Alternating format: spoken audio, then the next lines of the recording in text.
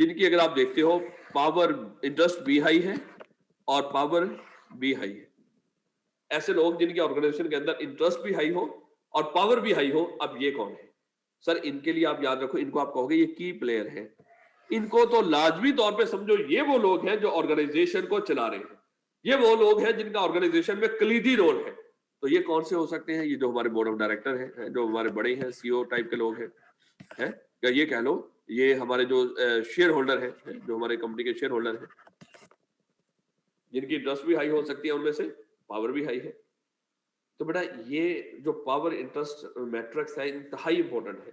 वो कोई सिचुएशन दे देता है और आपसे पूछता है अच्छा बताओ यहाँ पे आपने इस स्टेक होल्डर के लिए क्या करना है, तो आप वहां पे यही 4 लफ्ज बोल रहे होंगे, इसके लिए मिनिमल एफर्ट करनी है, इसको कीप इन्फॉर्म्ड रखना है, इसको कीप सेटिस्फाइड रखना है, ये हमारा की प्लेयर है। इस तरह आपने उसको बताना पड़ेगा। लेकिन आपके दिमाग में पहले हो कि जिस बंदे की मान लो ऑर्गेनाइजेशन में इंटरेस्ट भी लो है, पावर भी लो है, क्या करना पड़ेगा? इसके लिए मिनिमल एफर्ट लगानी है। जिस बंदे की ऑर्गेनाइजेशन में इंटरेस्ट हाई है, पावर लो है, क्या करना पड़ेगा? इसको कीप इन्फॉर्म्ड रखना पड़ेगा।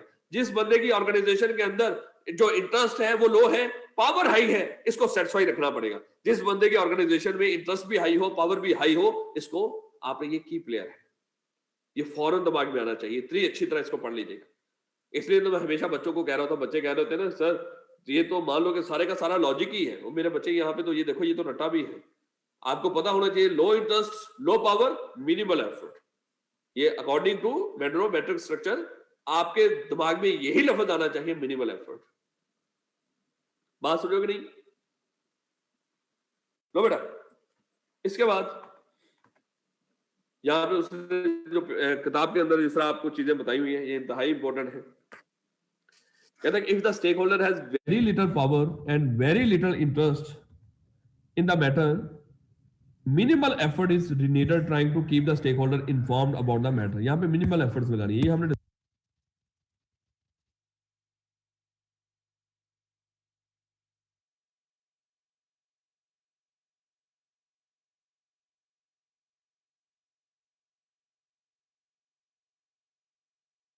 Thank you. लो बेटा, अगर आपको याद हो कल हमने एक इंपॉर्टेंट टॉपिक डिस्कस किया था जो कि मेंडलो का एक पावर इंटरेस्ट मैट्रिक्स था स्टेक होल्डर के लिए। तो ये काफी इंपॉर्टेंट था, इसलिए मैंने कहा कि इसको आज हम थोड़ा सा दोबारा डिस्कस कर लें। अगर आपको याद हो बेटा, हमने कल डिस्कस किया था कि ये जितने भी हमने स्टेक होल्डर पढ़े थे, ये स्टेक होल्डर हमारे लिए इंपॉर्टेंट थे। ये स्टेक होल्डर हमारे लिए इंपॉर्टेंट थे क्योंकि कल हम इस ऐसी पोजीशन के ऊपर होंगे जो हमारे फैसले हैं वो बड़े सारे लोगों को इफेक्ट कर रहे होंगे। तो बेटा यहाँ पे जब भी हमने कोई फैसला करना है, जब भी हमने कोई डिसीजन मेकिंग करनी है, या जब भी कोई डीलिंग करनी है, जब भी कोई मामला हम देख रहे होंगे ऑर्गेनाइजेशन के अंदर, हमने देखना होगा कि इस मामले में, इस हमारे डिसीजन के अंदर कौन से इसके स्टेक होल्डर हो सकते हैं जो इससे इफेक्ट हो रहे होंगे। और अगर तो मान लो किसी मेजर जो स्टेक होल्डर है वो अगर इफेक्ट हो रहा हो तो बेटा डेफिनेटली आपके लिए नुकसानदेह हो सकता है। और सर ये हमें ये कैसे पता लगेगा कि कौन सा स्टेक होल्डर हमारे लिए कितना इंपॉर्टेंट है फैसला करते वक्त? तो बेटा इसके लिए यहाँ पे ये मेंडरो ने आपको बताया था कि भाई देखो, एक तरफ आप रख दो लेवल ऑफ इंटरेस्ट को, यानी कि हमने डिस्कस किया था एक तरफ आप लेवल ऑफ इंटरेस्ट को, किसी भी स्टेक होल्डर की इंटरेस्ट को प्लॉट कर दो, और इसको हमने कहा था हाई से लेकर लो तक हो सकती है। उसके बाद हमने ये डिस्कस किया था दूसरी बात है जो आपने वो देखनी है, वो पावर देखनी है, पावर ऑफ स्टेक होल्डर। ये भी क्या है, लो से हाई हो सकती है। और इस तरह हमने एक बना दिया था बेटा इसका मैट्रिक्स। जब ये मैट्रिक्स बनाया था हमने ये डिस्कस किया था कि कुछ ऐसे स्टेक होल्डर होते हैं जिनकी इंटरेस्ट भी लो होती है और उनकी पावर भी लो होती है। तो ऐसे लोगों के लिए आपने मिनिमल एफर्ट करनी थी, मिनिमल एफर्ट करनी थी, यानी कि इनके लिए आपको ज्यादा फिक्रमंद होने की जरूरत नहीं। और हमने ये भी डिस्कस किया था कुछ ऐसे स्टेक होल्डर हो सकते हैं जिनकी इंटरेस्ट क्या है, वो लो है, लेकिन सॉरी ये जो पावर है वो लो है, लेकिन इंटरेस्ट क्या है, वो हाई है।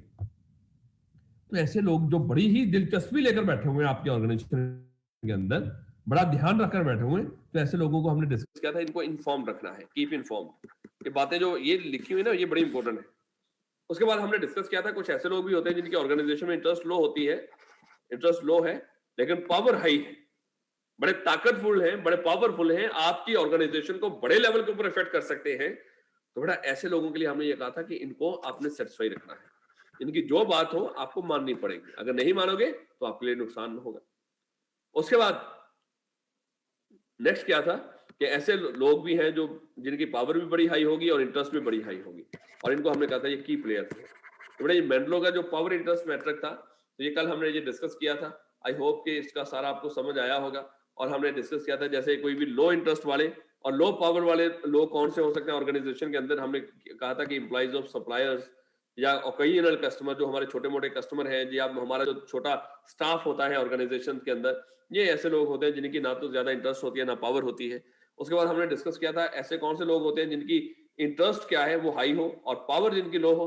तो हमने डिस्कस किया था ये हम आपके लॉयल कस्टमर हो सकते हैं, जो आपसे हमेशा आपसे ही एक ट्रांजैक्शंस करना पसंद कर रहे होते हैं, आपसे ही खरीदारी करना पसंद कर रहे होते हैं। आपके सप्लायर हो सकते हैं जिनकी इंटरेस्ट बड़ी हाई होती है आपकी ऑर्गेनाइजेशन के अंदर। मोस्ट एम्प्लॉई और बड़े सारे एम्प्लॉई जो हमेशा चाह रहे होते हैं कि हमारी ऑर्गेनाइजेशन हमें निकाले ना, पावर चाहिए उनके पास नहीं, और छोटे लेवल के डायरेक्टर हैं, स्मॉल शेयर होल्डर्स की बात हो रही है। स्मॉल शेयर होल्डर में अगर आपको याद हो हमने डिस्कस किया था, एक बंदे ने अपने जो उसके पास अपनी औकात के लिहाज से उसने बड़ा इन्वेस्ट करके बैठा हो, चाहे वो दूसरों की निगाह में थोड़े शेयर्स हो, लेकिन बड़ा उसके लिए तो उसकी इंटरेस्ट तो उस ऑर्गेनाइजेशन में बड़ी हाई होगी। उसके बाद ये हमने डिस्कस किया था कि जो जिनको आपने सेटिस्फाई रखना है, जिनकी पावर बड़ी हाई होती है, इंटरेस्ट लो होती है, तो इसमें हमने डिस्कस किया था गवर्नमेंट है और मोस्ट इंस्टीट्यूशनल शेयर होल्डर हो सकते हैं। इंस्टीट्यूशनल मतलब अदर कंपनीज, किसी दूसरी कंपनी में जो शेयर होल्डर बनकर बैठी होती है, तो वैसे उसको वो क्योंकि वो खुद एक इदारा है और उस इदारे ने हमारे शेयर्स खरीदे हुए, तो उस इदारे के लिए हमारी कंपनी में जो शेयर्स हैं शायद उसके लिए इतने इंपॉर्टेंट ना हो, क्योंकि वो बड़े लेवल के ऊपर इस तरह के इन्वेस्टमेंट करके बैठा हुआ जगह जगह के ऊपर। लेकिन बेटा इस तरह का जो बंदा है, चाहे उसकी इंटरेस्ट लो हो सकती है लेकिन उसकी पावर हाई है, क्योंकि मेजर शेयर होल्डिंग हमारी उसके पास है। बैंक की बात की थी, अगर आपने लोन लेकर बैठे हो, अगर बैंक का काम ही डेफिनेटली लोन लेना देना होता है, तो हमने डिस्कस किया था वो बड़े सारे लोन देकर बैठा होता है, अरबों खरबों का मामला है, चाहे आपको करोड़ों का लोन देकर बैठा हो, लेकिन उसके बावजूद उसकी इंटरेस्ट चाहे लो है लेकिन पावर बड़ी हाई है, उसके साथ आपने कॉन्ट्रैक्ट किया हुआ है, अगर उस कॉन्ट्रैक्ट को आप वायलेट करोगे तो आपके खिलाफ कानूनी कार्रवाई हो सकती है। और फिर हमने की प्लेयर की बात की थी, वो लोग होते हैं जिनके ऊपर एक्चुअली में ऑर्गेनाइजेशन डिपेंडेंट होती है, जो बड़े ही अहम है। तो ये सीईओ, चेयरमैन और इस तरह की हमने डिस्कस किया था। आई होप कि बेटा ये बात समझ में आई होगी। आज बेटा हमने डिस्कस करना है ऑर्गेनाइजेशन के स्ट्रक्चर के बारे में, कि देखो हमने वो बात की थी ना, जब ऑर्गेनाइजेशन की वो डेफिनेशन पढ़ रहे थे कि organisation is a social arrangement है, organisation is a social arrangement. और वो सोशल अरेंजमेंट हमने क्यों किया था, वो सोशल अरेंजमेंट हमने क्यों किया था, मेन मकसद था कि लोगों की परफॉर्मेंस को कंट्रोल कर सके। और परफॉर्मेंस को कंट्रोल क्यों करना था, मेन मकसद था कि हम अपने ऑब्जेक्टिव को अचीव कर सके, अगर आपको याद हो ये वाली बातें। तो बेटा यही बात यहाँ पे अब हमने इसको डिटेल में डिस्कस करना है कि ऑर्गेनाइजेशनल स्ट्रक्चर या ऑर्गेनाइजेशन का स्ट्रक्चर क्या होता है और ये कैसे बन रहा होता है। ऑर्गेनाइजेशन का स्ट्रक्चर क्या होता है और ये कैसे बन रहा होता है, इस चीज को भी हम डिस्कस कर रहे होंगे इंशाल्लाह। देखो बेटा, अगर हम बात करें कि ऑर्गेनाइजेशन का स्ट्रक्चर क्या है, भाई स्ट्रक्चर इस चीज के ऊपर डिपेंडेंट होगा कि जो ऑर्गेनाइजेशन के लोग हैं आपने उनको किस तरह एक्टिविटीज में डिवाइड किया हुआ है, किस तरह एक्टिविटीज में डिवाइड किया हुआ है, किस तरह हायरार्की में डिवाइड किया हुआ है, किस तरह आपने उनको रिस्पॉन्सिबिलिटी एलोकेट की हुई है। इन सारी चीजों के ऊपर बेटा डिपेंड कर रहा होगा ऑर्गेनाइजेशन का स्ट्रक्चर। इन चीजों को हम कह रहे होंगे ये ऑर्गेनाइजेशन का स्ट्रक्चर। जैसे आपके सामने ये नजर आ रहा है, ऊपर ये मान लो कि ये ऑनर बैठा होगा या सीईओ बैठा होगा है, या डायरेक्टर बैठे होंगे, उसके नीचे ये मैनेजर होंगे, उसके नीचे ये कुछ असिस्टेंट मैनेजर होंगे, फिर नीचे वर्कर काम कर रहे होंगे, कुछ भी है। तो इस तरह करके आप उसको ऑर्गेनाइजेशन का एक प्रॉपर स्ट्रक्चर बना रहे होते हैं। अब अगर हम बात करें ऑर्गेनाइजेशन स्ट्रक्चर होता क्या है, अगर वो पूछ ले बताओ ऑर्गेनाइजेशन का स्ट्रक्चर क्या होता है, तो आपने वही बात करनी है, organisation structure is a formal arrangement. हमने वही बात की थी ना सोशल अरेंजमेंट वाली है, तो यहाँ पे वही उसी की बात कर रहा है। फॉर्मल अरेंजमेंट और सर इनफॉर्मल अरेंजमेंट क्या मतलब? फॉर्मल अरेंजमेंट, फॉर्मल जहां पे भी वर्ड आए, वो चीज होती है जो हमने खुद बनाई हो, है जो हम खुद डिसाइड की हो, हमने हम चाहते हो ये चीज इस तरह हो, वो हमारी फॉर्मल है, जो हम खुद बना रहे हो किसी चीज को। ये फॉर्मल अरेंजमेंट ये खुद ब खुद नहीं बना है ऐसा अरेंजमेंट। फॉर्मल अरेंजमेंट का मतलब वो है वो अरेंजमेंट जो आपने खुद बनाया है। An organizational structure is a formal arrangement within an organization that defines how activities and tasks are formally divided। यही हमने डिस्कस किया था कि जो ऑर्गेनाइजेशन का स्ट्रक्चर होता क्या है, आप ऑर्गेनाइजेशन के ओवरऑल जो एक्टिविटीज हैं उनको कैसे डिवाइड करते हो। हमने डिवाइड की थी ना डिफरेंट डिपार्टमेंट्स के अंदर है। आपने उन एक्टिविटीज को देखो, जिस तरह हमने डिस्कस किया था, अगर आपको सीए का कॉलेज ओपन करना चाहते हो तो आपको क्या करना पड़ेगा, ये खाली ओपन करना काफी नहीं, आपको इस सीए के कॉलेज के लिए जो भी काम करना होगा उसको डिफरेंट एक्टिविटीज में डिवाइड करना होगा। जैसे आप पता है कि यहाँ पे एडमिशन भी हो रहा होगा, यहाँ पे एडमिशन भी हो रहा होगा, एडमिशन है तो पैसा भी आ रहा होगा, अकाउंट्स ऑफिस भी होना चाहिए है, आपने इसको मार्केट भी करना होगा, मार्केटिंग डिपार्टमेंट भी होना चाहिए, लोगों को हायर फायर रिटायर भी करना है, एचआर भी होना चाहिए, यहाँ पे कोऑर्डिनेशन डिपार्टमेंट भी होना चाहिए, यहाँ पे फलाना डिपार्टमेंट भी होना चाहिए। तो ये क्या कर रहे हो आप, ये आप ऑर्गेनाइजेशन की एक्टिविटीज को डिफाइन कर रहे हो कि हमने एक्टिविटीज कौन सी करनी है, कौन सी एक्टिविटीज परफॉर्म करनी है, और उन एक्टिविटीज के अंदर कौन से टास्क परफॉर्म होंगे, कैसे टास्क परफॉर्म हो रहे होंगे। तो बेटा हम क्या करते हैं, जब भी ऑर्गेनाइजेशन बनाते हैं हम उसका फॉर्मल अरेंजमेंट करते हैं। फॉर्मल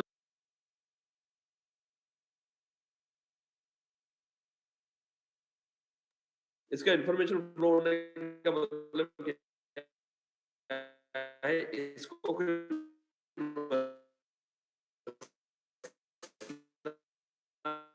है ना, तरीकाकार क्या होगा, ये अपने सुपीरियर को बताएगा, ये अपने सुपीरियर को, और ये इस तरह ये बात जा रही होगी, इसलिए कोई चीज कम्युनिकेट करनी है इसको, है इससे बात जा रही होगी, इसको इससे बात जा रही होगी इन तक, तो ये तरीकाकार होता है। यानी कि इंफॉर्मेशन कैसे फ्लो हो रही होगी, लोग किस तरह एक दूसरे के साथ मान लो कि वो कर रहे होंगे, यानी कि बातचीत करने की बात हो रही है यहाँ पे, इंफॉर्मेशन, ऑर्गेनाइजेशनल इंफॉर्मेशन, यानी कि अगर किसी बंदे को मसला है, कोई इशू है, वो अपने हेड को बताएगा, वो आगे अपने मैनेजर को बता रहा होगा, वो अपने आगे चीफ एग्जीक्यूटिव को तक मामला जा रहा होगा, आगे डायरेक्टर तक जा रहा होगा, आगे शेयर होल्डर तक जा रहा होगा, इस तरह है इंफॉर्मेशन फ्लो कैसे करेगी। आई होप कि बेटा ये चीज आपको समझ आ गई होगी। ऑर्गेनाइजेशन स्ट्रक्चर क्या होता है कि फॉर्मल अरेंजमेंट होता है within the organisation that define how activities and tasks are formally divided and how process and information would flow within the within this structure। इसको आप कह सकते हो ये कहीं ना कहीं हमारे ऑर्गेनाइजेशन स्ट्रक्चर की डेफिनेशन है। अगर आप ऑर्गेनाइजेशन के स्ट्रक्चर को डिफाइन करना चाहते हो तो ये उसको हमारे सिलेबस में ये दी हुई है। अब सर ये जो ऑर्गेनाइजेशन का स्ट्रक्चर, ये सारा कुछ आप कह रहे हो, ये बनाने का फायदा क्या है? लोगों को इस तरह एक्टिविटीज में डिवाइड करना, डिपार्टमेंट्स में डिवाइड करना, इस तरह हायरार्की बनाना है, इनको रिस्पॉन्सिबिलिटी देना, तो सर इसका मकसद क्या है, इससे क्या अचीव करेंगे? कहता कि ये पर्पस क्या है, कहते the purpose of having an organisation structure क्या है, सबसे पहले divides work to be done into specific jobs and departments. जब हमने ऑर्गेनाइजेशन स्ट्रक्चर बनाया है ना, हमने जो हमारी ऑर्गेनाइजेशन का ओवरऑल पर्पस है, जो उसकी एक्टिविटी है, हमने उसको डिफरेंट कामों के अंदर और डिफरेंट डिपार्टमेंट्स के अंदर स्पेसिफिक जॉब के अंदर डिवाइड कर दिया है। ये डिपार्टमेंट होगा, इस डिपार्टमेंट में ये खास काम होगा, मार्केटिंग वाले मार्केटिंग को ही देखते हैं, फाइनेंस वाले फाइनेंस के मामलों को ही देख रहे होते हैं, और आगे उसमें भी ये बंदा प्लानिंग करेगा, ये बजटिंग करेगा, ये कैश कलेक्ट किया करेगा, ये करेगा, ये वो करेगा। उसके बाद असाइन टास्क, अगर ये स्ट्रक्चर बनाया होगा तो क्या होगा, इसका पर्पस क्या है, assign task and responsibility associated with individual job. उसके बाद जो भी आपने किसी बंदे को एक खास टास्क के ऊपर लगाया है, जॉब के ऊपर लगाया है, बेटा अगर तो आपने प्रॉपर स्ट्रक्चर बनाया होगा, उस बंदे को पता होगा कि मैंने इस जॉब में करना क्या है। ये फलाना बंदा है, इसका ये मार्केटिंग का बंदा है, इसकी ये मार्केटिंग है, इसका वो करेगा, ये काम करेगा, ये तो ब्रोशर को जाके डिस्ट्रीब्यूट किया करेगा, ये केबल की जो मार्केटिंग है उसको संभालेगा, ये अखबार के अंदर जो वो है उसको संभालेगा, तो ये लोगों के मानो के ऑफिस के अंदर इधर उधर विजिट करेगा। तो आपने क्या किया, assign task and responsibility associated with individual jobs, जो इंडिविजुअल ने जो जॉब परफॉर्म करनी है उसको भी आपने मजीद डिफाइन कर दिया। जैसे अकाउंट्स का कोई बंदा है, भाई ये डाटा एंट्री करेगा, उससे आगे लेजर बनाएगा, ये उससे ट्रायल बैलेंस बनाएगा, ये सारा कुछ। Coordinate diverse organisational task. देखो डाइवर्स ऑर्गेनाइजेशनल टास्क का मतलब क्या है, हमने यही तो किया था। देखो एक ही ऑर्गेनाइजेशन में कुछ मार्केटिंग का काम चल रहा है, कुछ फाइनेंस का काम चल रहा है, कुछ एचआर का चल रहा है, कुछ कोऑर्डिनेशन चल रहा है, कुछ ये चल रहा है, वो चल रहा है। तो ये डाइवर्स टास्क है, डिफरेंट काम है, ये काम सेम तो नहीं है ना, मार्केटिंग और फाइनेंस सेम काम तो नहीं है, डाइवर्स टास्क है। अब अगर आपने एक प्रॉपर स्ट्रक्चर बनाया होगा तो बेटा इस स्ट्रक्चर के अंदर इन लोगों को आपने क्या किया होता है, इन लोगों को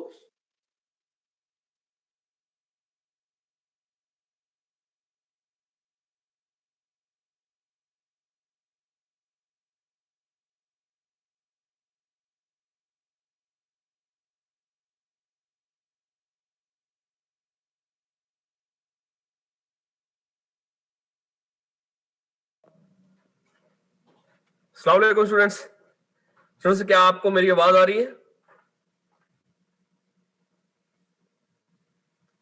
चलें, थैंक यू। अच्छा बच्चे, मैंने आप लोगों से सर जी रिकॉर्डेड क्यों दे रहे हैं आज? जाहिर सिर्फ आज के लिए यार, मैं सिर्फ एक टेस्ट बनाने थे कुछ। कल मुझे आपको पता है कि कल हमारी क्लास नहीं हो रही, मुझे जाना था कहीं, और हमने 4 बजे तक ये टेस्ट बना के देना था, उसको फाइनल करना था। हालांकि सारी रात बैठा रहा हूँ। सिर्फ आज के दिन के लिए मैंने आपसे एक रिक्वेस्ट कर रहा हूँ कि सिर्फ आज का दिन, मैं वादा कर रहा हूँ इंशाल्लाह आप लोगों के साथ कि नेक्स्ट टाइम ये रिकॉर्डिंग नहीं होगी।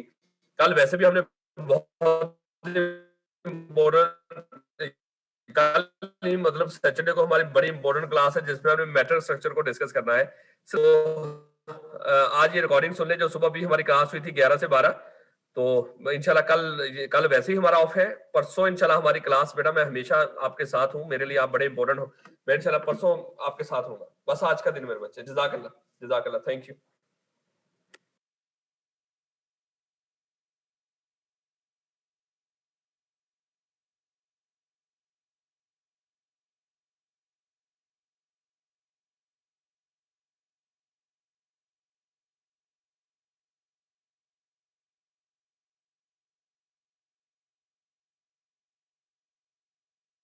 कहीं ना कहीं कोऑर्डिनेशन भी इनके दरमियान रखी होती है। इनको कहा होता है कि भाई मार्केटिंग वालों आपने ये काम करना है, और किसके साथ कोऑर्डिनेट करके करना है? एचआर वालों आपने ये काम करना है कि सारे डिपार्टमेंट से कोऑर्डिनेट करके रखना है, मैनेजर से कोऑर्डिनेट करके रखना है, फाइनेंस वालों बजटिंग करनी है तो आप सबसे कोऑर्डिनेट करोगे। तो इस तरह की चीजें कुछ हमने डिफाइन की होती है।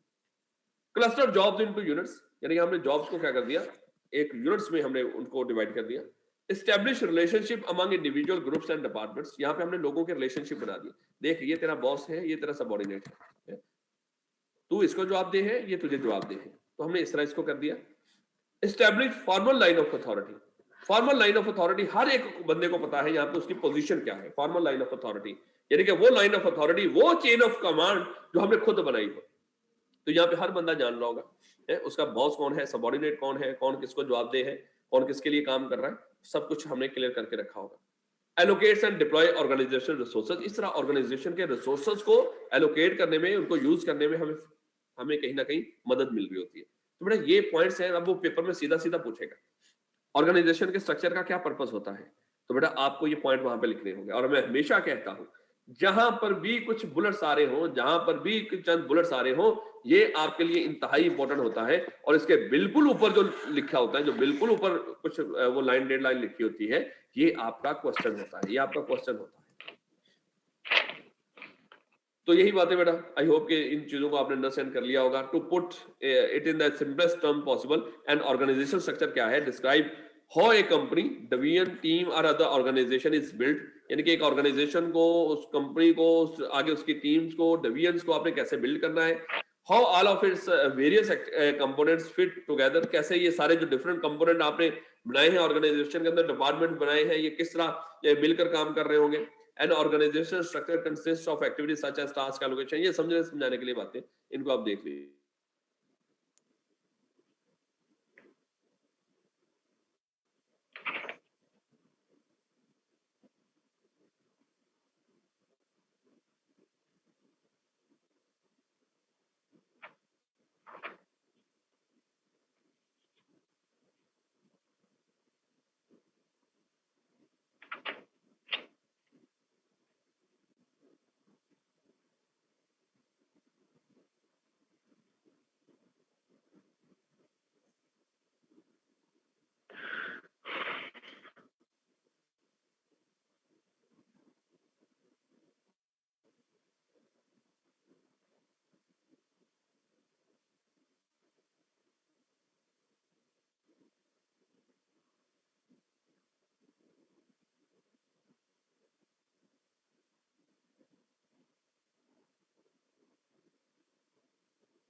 कंटेंट इंप्लॉइज, आपके इंप्लॉय मुतमिन रहेंगे, याद रखिएगा। ये दूसरा हो गया। प्रॉफिटेबल रिटर्न्स आपको आएंगे, ये अलग हो गया फॉर द शेयर होल्डर। तो बेटा इस तरह आप यहीं से इसको छोटे छोटे बुलेट्स के लिहाज से इसको दे सकते हो। चूजिंग द रॉन्ग स्ट्रक्चर, अगर आपने गलत स्ट्रक्चर चूज कर लिया, tension between employees and manager, tension रहेंगी, है लोगों को पता ही नहीं चल रहा होगा, है मैनेजर और जो इंप्लॉइज है उनके दरमियान में झगड़े चल रहे होंगे। अलो इनएफिशिएंट वर्क प्रैक्टिसेस, वर्क सही नहीं हो रहा होगा, जो काम हो रहा होगा जिस तरीके से भी हो रहा होगा वो गलत हो रहा होगा। Flourish and reduce company profitability, और कंपनी की प्रॉफिटेबिलिटी कम हो रही होगी। हम ये कह सकते हैं कि यहाँ पे क्या चीजें बताई जा रही है इन 4 लाइनों के अंदर, ये जो 4-5 लाइनें पहली लिखी हुई है इनके अंदर क्या बताई जा रही है एक अप्रोप्रिएट स्ट्रक्चर चूज करने के फायदे या इन अप्रोप्रिएट स्ट्रक्चर चूज करने के नुकसान बताए जा रहे हैं. In the worst case, an incorrect management structure can lead to company closure. Unfortunately, many managers take it for granted that their organization management structure is correct. इसलिए manager कोशिश होती है कि ऑर्गेनाइजेशन का स्ट्रक्चर हमेशा परफेक्ट रहे, correct रहे, static and never requires changing. Static मतलब जो एक लॉन्ग टर्म चलता जा रहा हो उसको चेंज करने की जरूरत न पड़ रही हो. However, such assumptions are naive and as the pace of the change, कहते हैं इस तरह की ये नायाब ही इस तरह की ये चीजें हैं, लेकिन क्योंकि जिस तरह हमारा इन्वायरमेंट चेंज होता जा रहा है उस लिहाज से हमें अपने स्ट्रक्चर को भी कंटिन्यूअली चेंज करना पड़ रहा है. तो जनरल बात थी, लेकिन मैंने कहा कि आपसे ये शेयर कर लूं, इसको आपने लाजमी अच्छी तरह रीड आउट कर लेना है. लो बेटा, अब हमने डिस्कस करना है टाइप्स ऑफ ऑर्गेनाइजेशन स्ट्रक्चर. याद रखिएगा ये इंपॉर्टेंट है, ये इंपॉर्टेंट है. अब मैं अगर आपसे इस तरह की बात करूं, देखो बेटा, हो सकता है कि आज आप एक कारोबार शुरू करते हो. आज आपने सोचा कि सर क्यों ना मैं एक शॉप ओपन करूं, एक शॉप ओपन करूं. ये देखो ना गवर्नमेंट वाले कहां तक ग्रो करके कहां तक पहुंच गए हैं. मान लो इन्होंने भी किसी शॉप से शुरू किया होगा सर, तो मैं भी चाहता हूं कि एक आज शॉप ओपन करूं, कोई भी बेकरी की शॉप ओपन कर ली है. पर जब आपने शुरू में काम शुरू किया तो मान लो कि इतना काम नहीं था, है? तो आप अकेले वहां पे काम कर रहे थे, इस बिजनेस को ऑन कर रहे थे, और आपने एक एंटरप्रेन्योर वाला स्ट्रक्चर वहां पे रखा हुआ था, है? सोल ट्रेडर वाला स्ट्रक्चर रखा हुआ था कि आप अकेले हो और आपके साथ कुछ एम्प्लॉय लोग काम कर रहे हैं, कुछ एम्प्लॉय लोग काम कर रहे हैं, वो आपके मातहत हैं, आप उनको जो हुक्म देते जा रहे हो वो काम करते जा रहे हैं. मान लो बेटा, अगर ये बिजनेस आपका ग्रो करना शुरू कर दे, अगर ये बिजनेस आपका ग्रो करना शुरू कर दे, है? आपकी सेल्स बढ़ जाए, है? आपको मजीद लोगों की जरूरत पड़ गई हो, अब आपको क्या करना पड़ेगा? इस तरह के स्ट्रक्चर से आपका काम नहीं चलेगा. अब आपको मजीद कुछ काम करना पड़ेगा. अब आपको करना पड़ेगा, देखो यार, अब हमें मार्केटिंग मजीद करनी चाहिए और मार्केटिंग के लिए अलग से लोग वो करने पड़ेंगे. यार अब हमें क्या करना पड़ेगा?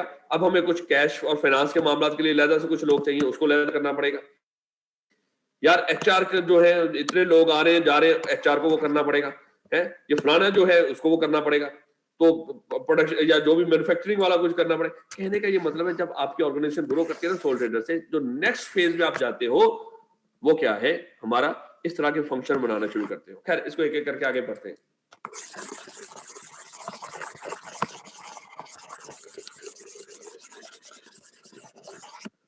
लो बेटा, टाइप्स ऑफ ऑर्गेनाइजेशन स्ट्रक्चर कहता है organisation structure differ between entities.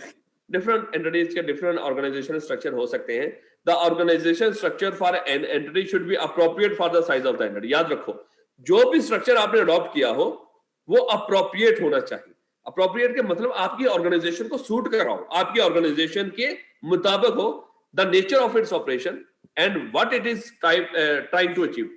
जो मकसद आप अचीव करना चाहते हो, जो काम करना चाहते हो, उसके मुताबिक ही आपका स्ट्रक्चर होना चाहिए. There are several different types of organization structure within a single entity, particularly large entity. ये अभी हम डिस्कस करेंगे. बड़े सारे ऑर्गेनाइजेशन स्ट्रक्चर है. जैसे मान लो बेटा, ये 4 तरह के ऑर्गेनाइजेशन के स्ट्रक्चर जो हमारे सिलेबस में भी है और हमने डिस्कस भी करने हैं. अगर पेपर में पूछ रहा होगा बताओ कि ऑर्गेनाइजेशन के स्ट्रक्चर किस तरह के हो सकते हैं, तो मान लो ये 4 बातें पूछ रहे हैं, और आगे मजीद वो जो पूछता है वो इनको एक एक करके पूछता है, एक एक करके पूछता है, या एक सिनेरियो बेस्ड पूछता है कि ये ऑर्गेनाइजेशन है, उसमें इस तरह काम चल रहा है, तो अभी बताओ कि इसमें करंट स्ट्रक्चर में क्या नुकसान है और इसको कौन सा स्ट्रक्चर अडॉप्ट करना चाहिए. याद रखिएगा. तो सीधा सीधे इन स्ट्रक्चर के बारे में पूछ सकता है, सिनेरियो बना के भी पूछता है, और पूछता है कि बताओ ये ऑर्गेनाइजेशन जिस स्ट्रक्चर को लेके चल रही है इसके लिए अप्रोप्रिएट है कि नहीं, अगर नहीं तो क्यों नहीं, और अगर इसके लिए होगा तो किस तरह का स्ट्रक्चर इसके लिए मोस्ट सूटेबल होगा. अगर आपने यहाँ पे चीजों को ध्यान से पढ़ा होगा तो इंशाल्लाह आपको फौरन से वहां पे पता चल जाएगा. तो बड़े 4 तरह के ऑर्गेनाइजेशन के स्ट्रक्चर हम पढ़ने जा रहे हैं. एक एंटरप्रेन्योरियल हमारा स्ट्रक्चर है, फंक्शनल स्ट्रक्चर है, डिविजनल स्ट्रक्चर और मैट्रिक्स स्ट्रक्चर. अब बेटा सबसे पहले हम एंटरप्रेन्योरियल स्ट्रक्चर की तरफ आते हैं.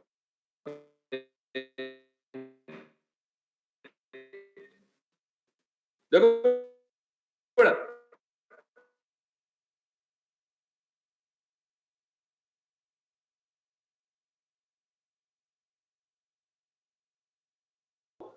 तो बेटा उस हद तक तो क्या है, आपका एंटरप्रेन्योरियल स्ट्रक्चर आपके लिए फायदेमंद होता है. लेकिन जब आपका बिजनेस आगे ग्रो करना शुरू कर देना, तो बड़ा याद रखो, वहां पे फिर आपको देखना पड़ेगा आपका ये स्ट्रक्चर आपके लिए फिजिबल नहीं होगा। अब एंटरप्रेन्योर स्ट्रक्चर में देखो, entrepreneur organisation is an entity that is managed by its entrepreneurial owner, यानी कि वो जो एंटरप्रेन्योर है वो इसको मैनेज कर रहा होता है। The main feature of an entrepreneurial organisation are usually that, इसके फीचर पूछेगा पेपर के अंदर, ये मैं अलग करके नहीं, यहाँ पे जगह कम थी तो मैंने उसको बीच में रखा हुआ, तो इसके ये फीचर बेटा पूछ सकता है और आपको पता होना चाहिए। The entrepreneur takes all the main decision, याद रखो अगर एंटरप्रेन्योरियल स्ट्रक्चर हो उसकी निशानी क्या होती है, एक ही बंदा सारे के सारे फैसले कर, and does not delegate decision making to anyone else, सारे बंदे ये जो मालिक हैं, जो ऊपर ऑनर बैठा हुआ, सारे फैसले खुद करेगा, जो उसके अंडर एम्प्लॉय काम कर रहे होंगे इनको कभी भी डिसीजन मेकिंग की पावर डेलीगेट नहीं करेगा। कहने का क्या मतलब, इनको कभी भी कोई फैसला करने की इजाजत नहीं होगी। ये नहीं होगा किसी चीज का रेट ये खुद ब खुद कम कर रहे हो, खुद ब खुद बढ़ा रहे हो, किस चीज को वहां पे रख के बेचना है, कब बेच के किस रेट के ऊपर बेचना है, ये नहीं डिसाइड कर रहे होंगे। ये सारी की सारी जो डिसीजन मेकिंग की पावर होती है वो उसने, मालिक ने, एंटरप्रेन्योर ने अपने पास संभाल के रखी हुई। द एंटिटी, अच्छा ये इसको 2 पॉइंट आप लहदा बना के भी लिख सकते हो। The entrepreneur takes all the main decision, he does not delegate decision making to anyone else, the entity is therefore organised around the entrepreneur, इसलिए एंटिटी सारी की सारी किसके इर्द गिर्द घूम रही है, इस एंटरप्रेन्योर के, इसके ऊपर डिपेंडेंट है। The entity is therefore organized around the entrepreneur and there is no formal management structure. Formal management structure नहीं होता, अपने लिहाज से ऑर्गेनाइजेशन को लेके चल रहा होगा। जैसे मान लो कि अगर आप एक शॉप बना के बैठे हो, 4-5 लोग भी आपके साथ रखे हुए हैं, आप जाते हो किसी को सफाई के ऊपर लगा देते हो, किसी को कैश के ऊपर खड़ा कर देते हो, किसी को किसी जगह के ऊपर खड़ा कर देते हो, उसके बाद कहते हो चल भाई भाग के तू फलानी जगह के ऊपर जा, इधर जा, तो कैसे चल रहा है? किसी को परमानेंट पेट आपने कोई रिस्पॉन्सिबिलिटी दी नहीं, आप अपने लिहाज से इनफॉर्मल तरीके से चीजों को चलाने की कोशिश कर रहे हो, पहले से कुछ भी तय नहीं, अकॉर्डिंग टू सिचुएशन ही सब कुछ लेके चल रहे हैं। Operations and processes are likely to be simple तरीके से काम चल रहा है, बहुत ज्यादा मान लो कि वो क्या कहते हैं इसको, फॉर्मेलिटीज नहीं है इसके अंदर, and the entity will probably sell just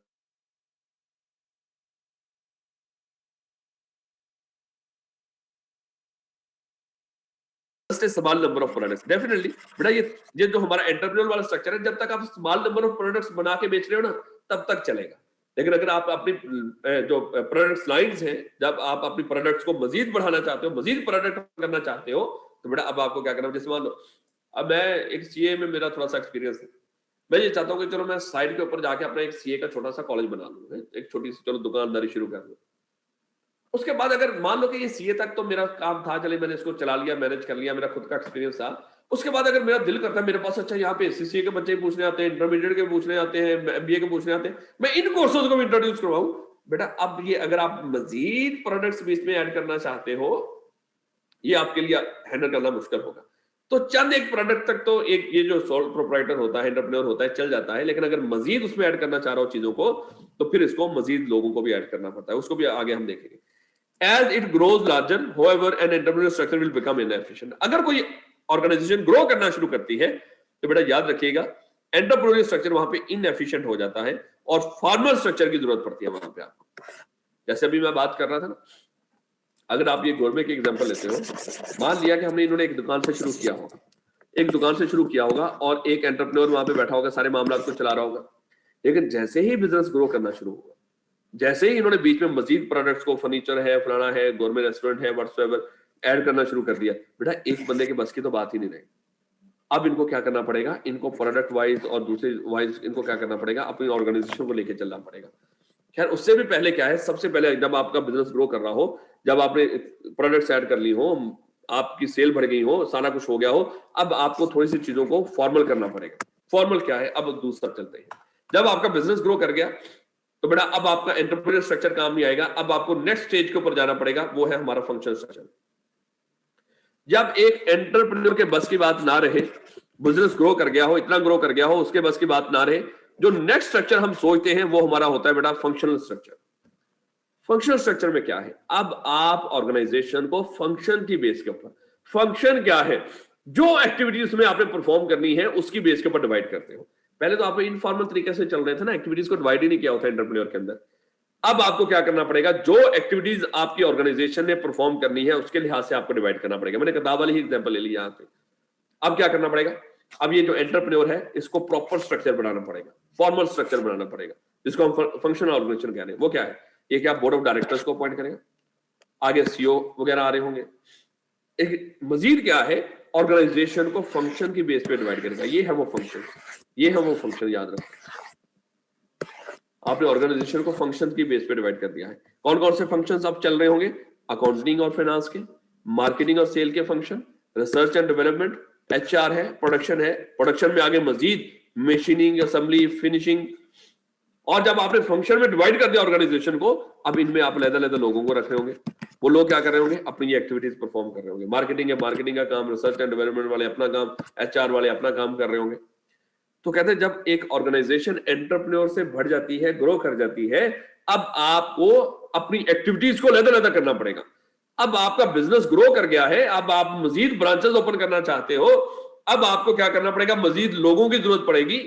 तो वहां पे क्या है, आप अलग से अपना अकाउंट्स डिपार्टमेंट खोलते हो, अलग से उसके अंदर आप मार्केटिंग डिपार्टमेंट बनाते हो, अलग से रिसर्च एंड डेवलपमेंट। जैसे अभी मैं आपको एग्जांपल दे रहा था, मान लो मैंने अगर एक कॉलेज बनाया है, सीए का कॉलेज ओपन किया। अब जैसे ये कॉलेज ग्रो किया है तो मुझे अब क्या करना पड़ेगा? अब खाली मेरे से ये काम नहीं चलेगा, मुझे अब इसको एक प्रॉपर एक फंक्शन की बेस पे डिवाइड करना पड़ेगा। मुझे इसके अंदर मान लो एक मार्केटिंग डिपार्टमेंट बनाना पड़ेगा, एक इसके अंदर अकाउंट एंड फाइनेंस का डिपार्टमेंट बनाना पड़ेगा, इसके अंदर एचआर का डिपार्टमेंट बनाना पड़ेगा है? उसके बाद हमारी बुक्स वगैरह की डेवलपिंग के लिए मान लो कि इस तरह पब्लिकेशन का डिपार्टमेंट बनाना पड़ेगा, कोऑर्डिनेशन है। तो इस तरह की चीजें मुझे बनानी पड़ेंगी।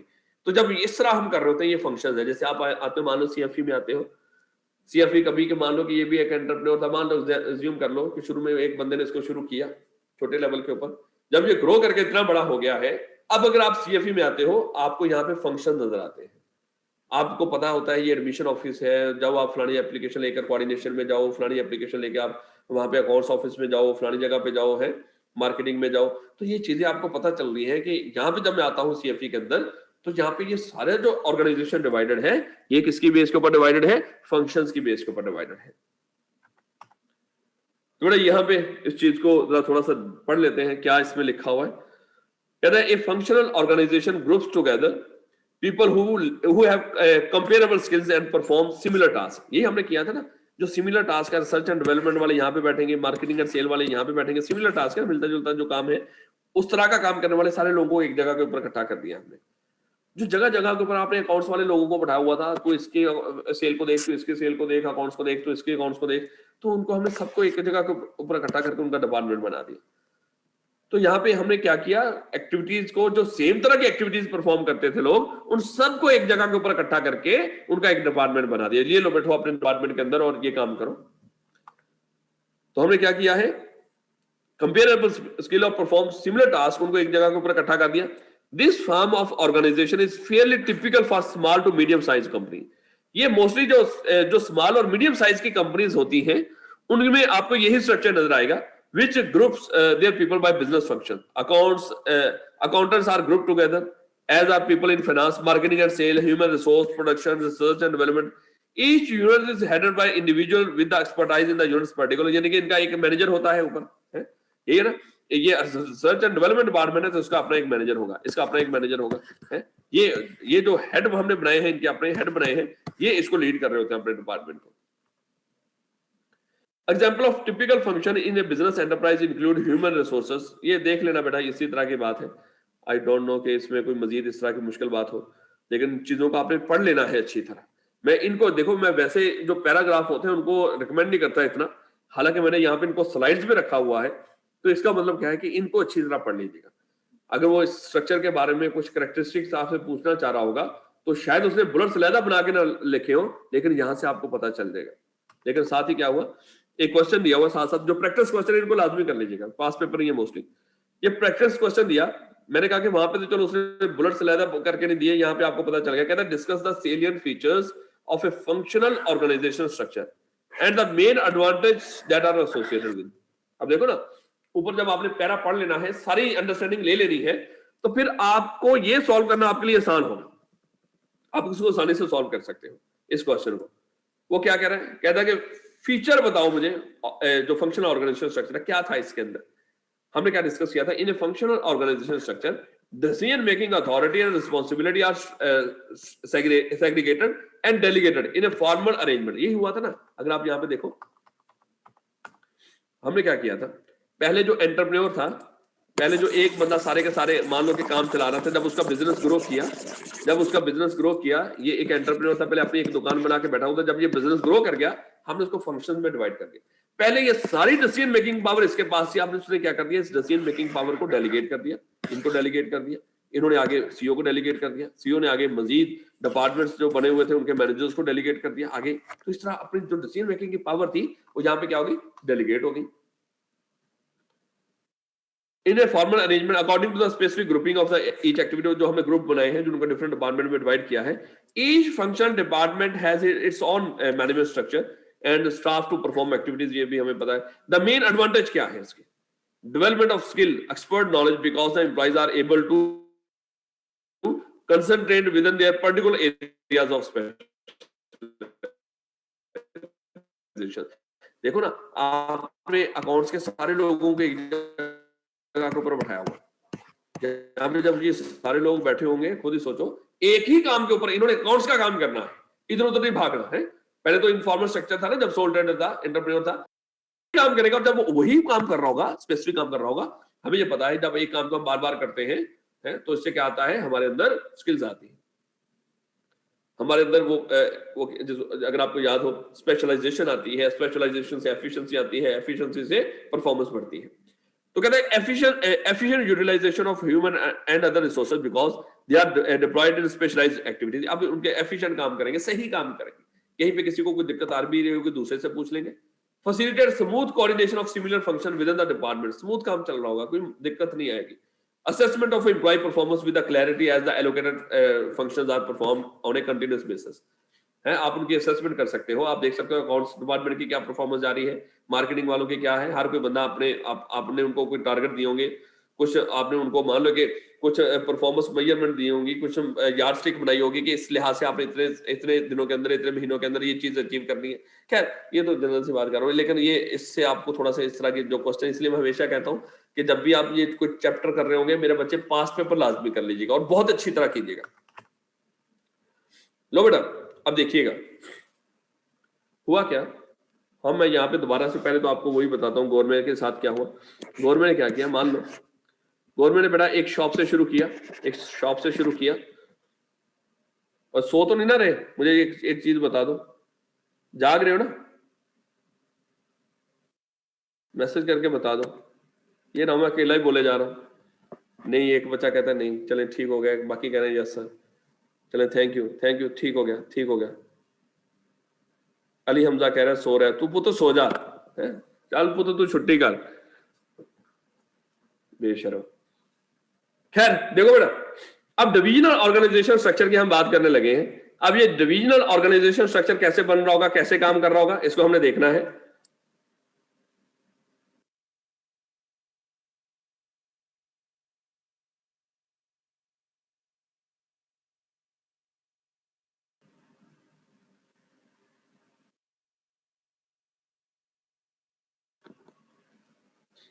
चले, मैं आपके मैसेज देख रहा था कि क्या कर रहे हो आप. खैर लो बेटा, हमने ये डिस्कस किया कि सबसे पहले अगर आप कोई बिजनेस शुरू करते हो, इंडिविजुअल लेवल के ऊपर आपने शुरू के अंदर तो बेटा आप अकेले थे और कुछ लोगों को रखा हुआ था, आपने सारे मामला को संभाल लिया. लेकिन जैसे ही आपका बिजनेस ग्रो किया, उसके बाद आपको जरूरत पड़ी अपनी जो डिसीजन मेकिंग की पावर आगे डेलीगेट करने की, तो आपने क्या कर दिया, अपनी ऑर्गेनाइजेशंस को फंक्शन में डिवाइड कर दिया. आपने कहा कि आप काम बढ़ गया है, मार्केटिंग का अलग से काम होना चाहिए, मार्केटिंग का फाइनेंस का अलग हो, एचआर अलग हो. इस तरह आपने क्या कर दिया था, ऑर्गेनाइजेशन को उसकी एक्टिविटीज की बेस के ऊपर, फंक्शन की बेस के ऊपर डिवाइड कर दिया था, और अपनी डिसीजन मेकिंग इनको आगे डेलीगेट करती थी. यहाँ पे आपने बोर्ड ऑफ डायरेक्टर को अपॉइंट कर दिया था, आगे सीईओ था, और आगे इन डिपार्टमेंट्स के मैनेजर थे, और इनके आगे मजीद असिस्टेंट मैनेजर और वर्कर्स. इस तरह आपने एक प्रॉपर हायरार्की बना दी. अब मामला आगे मजीद बढ़ गया हो. देखो आपने क्या कर दिया हो, पहले तो आप बेकरी का काम कर रहे थे, जैसे मैं गवर्नमेंट की बात कर रहा हूं, पहले आप बेकरी का काम कर रहे थे, अब आपने साथ कुछ और कामों को भी ऐड कर दिया. बेकरी के साथ साथ आपने क्या कर दिया, बेकरी के साथ साथ आपने फर्नीचर का काम भी शुरू कर दिया. अब मैं आपसे एक बात पूछूं मेरे बच्चे, मुझे एक चीज बताओ, जो बंदा बेकरी का काम कर रहा हो, पहले जो लोग बेकरी का काम कर रहे थे, क्या उन्हीं लोगों से आप फर्नीचर बनाने का काम ले सकते हो? नहीं सर, नहीं। जो बंदा मिठाइयां बना रहा हो बेचारा, वो फर्नीचर क्या बनाएगा?